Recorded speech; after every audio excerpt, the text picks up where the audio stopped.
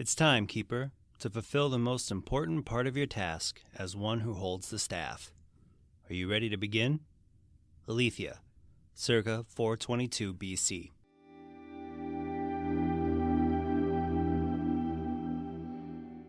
Hello, and welcome to Visions of the Past. My name is Andrew, and I'm the host of this Assassin's Creed lore podcast. This is episode 51, and today we're going to take a deep dive into the Fate of Atlantis DLC for Assassin's Creed Odyssey. Shout out to the Graveyard Gamer on Twitter for bringing this topic up for discussion. And it's one that can be kind of confusing because there is the story we see with Cassandra, hidden documents within Atlantis itself, and the implications behind what is said between Aletheia and Layla. First, I want to start with the story of Cassandra. Taking place sometime around 422 BC, Aletheia beckoned Cassandra to open the throne room of Atlantis, telling her that because she has Isu blood in her veins, she can use her own blood to open the Great Seal. Aletheia told Cassandra that while the thrones were once just thrones, they now housed simulations that Aletheia created. These simulations were made for Cassandra to find the strength to carry the staff over the course of lifetimes, and that the power sources of this strength, known as Keeper Insights, will affect both Cassandra and Layla, the heir of memories. The first simulation that Cassandra visited was Elysium, based on the location within the ancient Greek afterlife that was reserved for mortals that were related to gods, other heroes, and the righteous. Here, they remained living a blessed and happy life, indulging in whatever employment that they had enjoyed within their life. This simulation of Elysium was ruled by the Isu Persephone, and was on the edge of rebellion because of her rule. Adonis, trapped in Elysium and unable to be with his love Aphrodite, was the leader of the rebellion and asked Cassandra to help weaken Persephone's rule of Elysium so he could escape.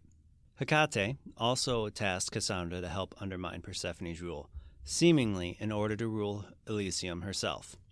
The last of the main players in Elysium was Hermes himself, the creator of the staff that Cassandra is learning how to use. He also follows Persephone without hesitation, being completely in love with her. While Cassandra was in the simulation, she learned from Hermes more about the Keeper's insights and how to use the staff, and that because Persephone controlled the gate of Elysium and refused to let anyone leave, she eventually helped Adonis's rebellion, leading to an assault on Persephone's stronghold.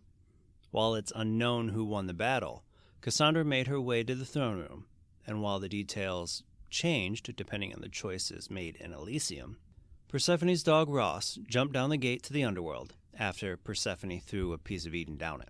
After a flash of light distracted Cassandra, Persephone forced her through that gate. In the underworld, Cassandra realized that Ross had turned into Cerberus, the three-headed hound that guarded the gates of the underworld, before being pulled from the simulation. The second simulation started right where the first had left off, where Cassandra eventually killed Cerberus.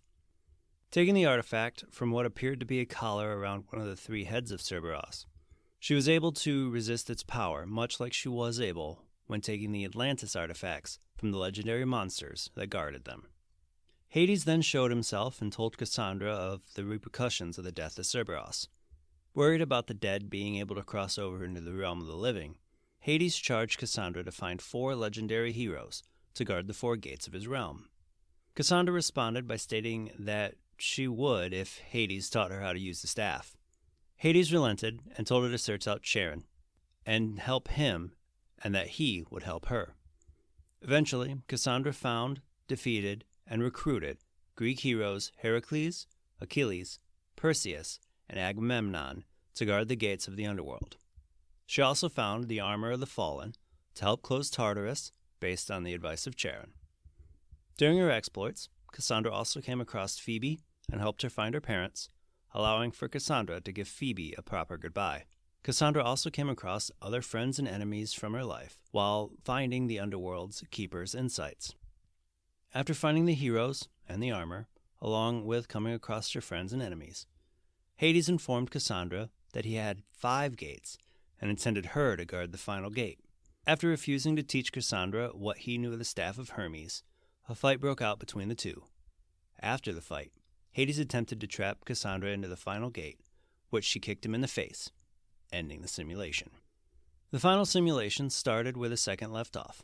As Cassandra was in the motion to kick Hades, Poseidon appeared and used his trident to separate Cassandra and Hades.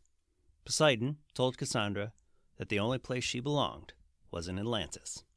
Once in Atlantis, Poseidon offered Cassandra the position of Dikastes, the judge of Atlantis, tasked to enforce Poseidon's laws around the city.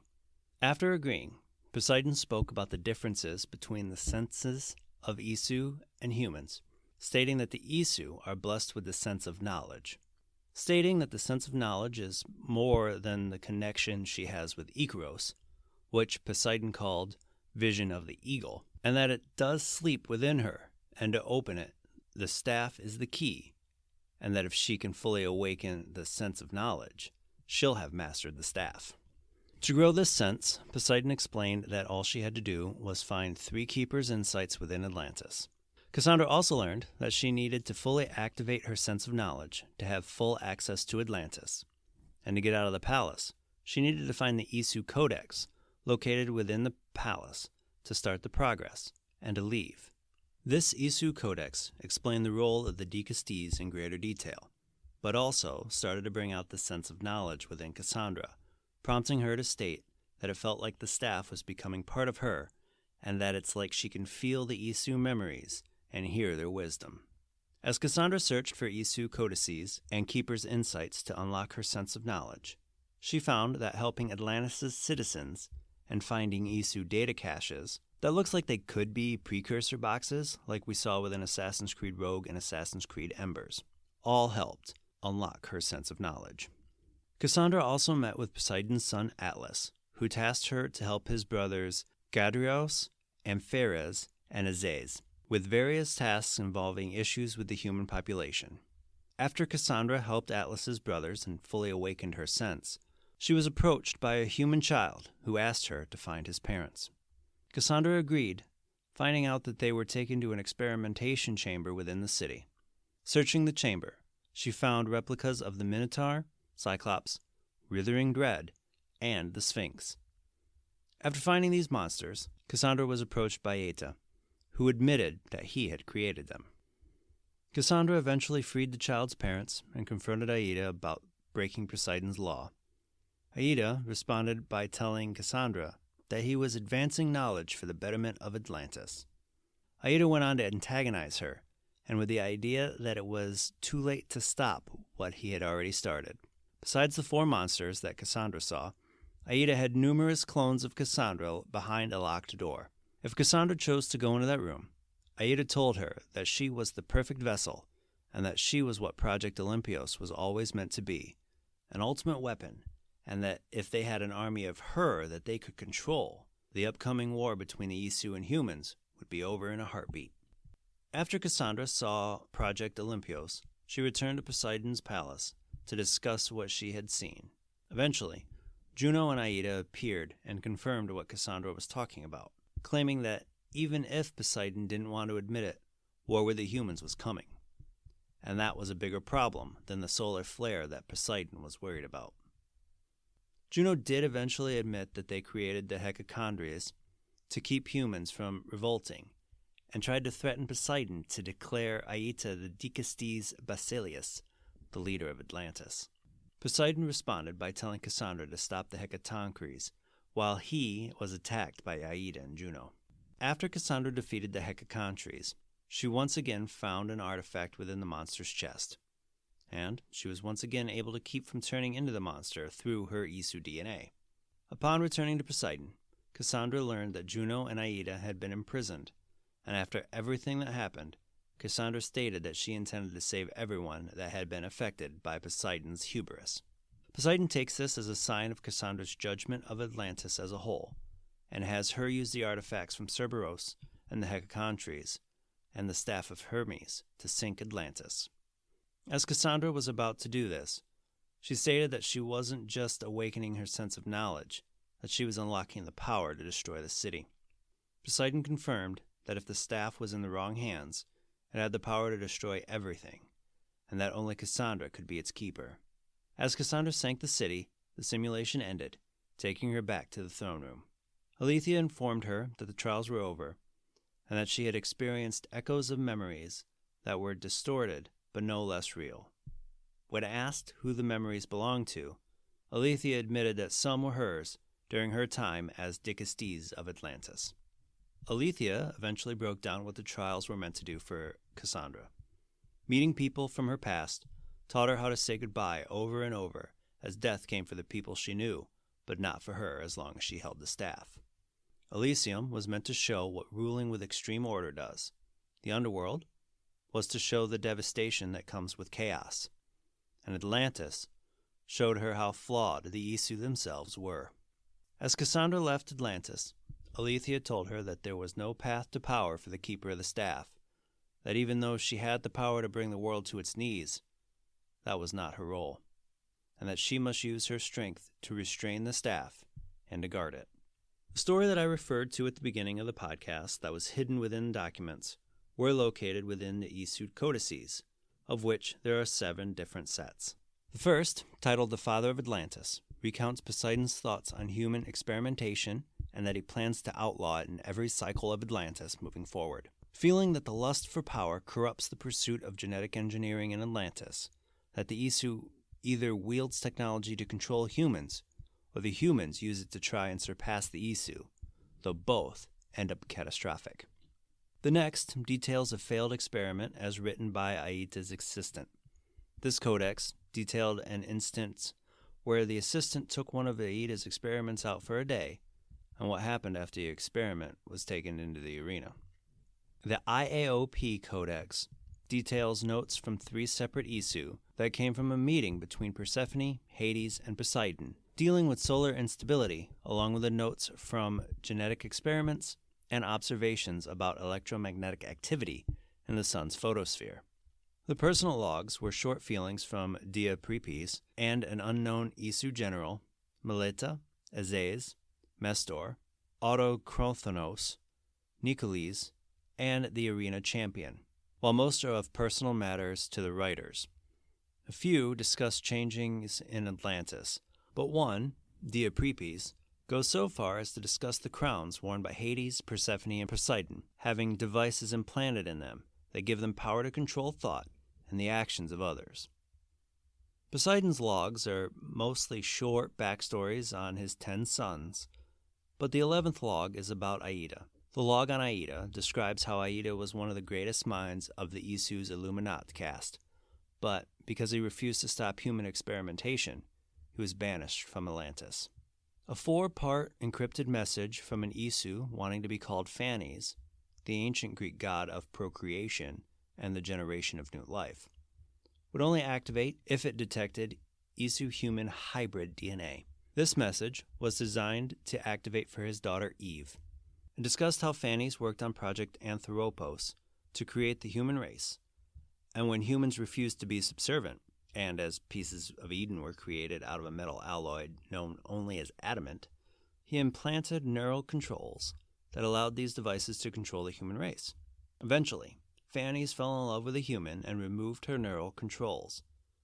Doing so not only caused him to lose access to Isu technology and the preservation of his consciousness, but forced the couple to escape Atlantis. Eventually, they had a daughter they named Eve, even though he feared the experiments that the Isu might do on a human-Isu hybrid child. The last bit of codices are all individual, but there are some interesting nuggets of information within them. One, from a historian, discusses the role of Consus during the War of Unification and his development on the prototype Shroud of Eden. Another, of how Juno was exiled from Atlantis. But most are snippets on the feelings of or about Poseidon, Hades, or Persephone. The third and final part of the story within the fate of Atlantis is the modern-day story with Layla Hassan. Layla's story starts right after she witnesses Cassandra's first meeting with Alethea.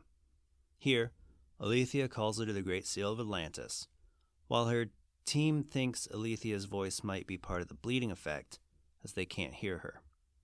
Alethea blocks Layla's communications, as she knows someone else is listening in. Conversation at the Great Seal revealed that Layla needed to name 3 symbols in order, and after some time in the Animus, found that the symbols laid in the tombs of Agamemnon, Eteocles, and Orion. But even though she did find them, she did not know what their names were. This led Layla to realize that she needed to relive some of Cassandra's brother Deimos's memories to learn the names of the symbols. She then relived the memory of Deimos's murder of the ancient Greek sculptor Phidias. While Deimos brutally murdered Phidias, Phidias just repeated 3 words in order, over and over. While Layla eventually realized that those words were the names of the symbols, but her time in this memory ended up almost causing her death because of the bleeding effect. Layla's doctor, Victoria Babot, pulled her from the Animus remotely because of this, and because Sigma Team had attacked the Altair II. The crew of the Altair II held off Sigma Team, and Layla opened the Great Seal of Atlantis. After the opening, Victoria begged Layla not to enter the Animus until they could hold a secure communication. Layla did agree, and an unknown amount of time passed, and as Layla finally entered the throne room of Atlantis, she received a message from Alana Ryan, a member of her team, as she reached out to tell her that they had now established a secure connection and that they were being listened into by Templar Black Cross, Juhani Otto Berg. Before Layla could get into the center of the throne room, Victoria approached, starting a conversation with Alethea about trust. The conversation eventually evolved into how Layla would take the same trials that Cassandra did, with Victoria worried about what direct exposure to Isu Tech would do to Layla. Eventually, though, Layla entered her Animus to relive Cassandra's experiences in Elysium. At the point where Cassandra was pulled from her simulation, Victoria pulled Layla from the Animus because of an attack from Sigma Team. Layla used the staff to kill 2 of the Sigma Team members with skills that she had acquired through the bleeding effect, allowing the 3rd to leave with a message for Berg to come get her himself. An argument between Layla and Victoria ensued because of Layla's harsh methods and for the fact that Victoria forced Layla out of the Animus. With the memory files of the Animus starting to overwrite each other, Layla was forced to take a break from the trials and walked out of the throne room with the staff. After Victoria fixed the issues with the Animus, she had a conversation with Layla, stressing that she was concerned about Layla's health, and Layla responding with her stubbornly stating that she was okay and not to worry. Alethea then showed up and added that as she relived Cassandra's memories of interacting with the Keeper's insights, she gained the same knowledge that Cassandra did. Layla then relived Cassandra's time in the underworld until she was forcefully pulled out of the Animus by Victoria at the moment that Cassandra was pulled from the simulation. This forced ejection led to another argument between Victoria and Layla. Victoria stating that the bleeding effect on the staff is affecting Layla in a negative way. Victoria then forced Layla to choose between the staff or herself. This led to a struggle where an angry Layla used the staff to throw Victoria across the room, killing her. The altercation led Alethea to regret choosing Layla as the heir of memories, and that she needed time to think about what happened. Layla responded by blaming the staff and that she wasn't a bad person who killed, and that she can control the staff and be the heir of memories. Alethea told Layla that it wasn't Layla's choice, and that she would decide. After an unknown amount of time, the two had a conversation where Alethea told Layla to leave Atlantis. Layla argued that she had already seen the other 2 simulations, and after admitting to being affected by the bleeding effect, she convinced Alethea to let her run the final simulation. During that simulation, Alethea reached out to Layla to remind her of the changes that the staff will make, and that holding the staff will cause someone to face immediate and future consequences for lifetimes. When Layla finished the trials, she woke to Otto Berg in Atlantis. The two had a brief conversation that showed the changes within Layla, and ended with Layla beating Berg and paralyzing him from the waist down. Looking back on what Layla had done to Otto and Victoria, she seemed to feel a bit of remorse, and then called for a pickup from the Altair II, using Victoria's earpiece. This DLC can be a rough one to follow with the story.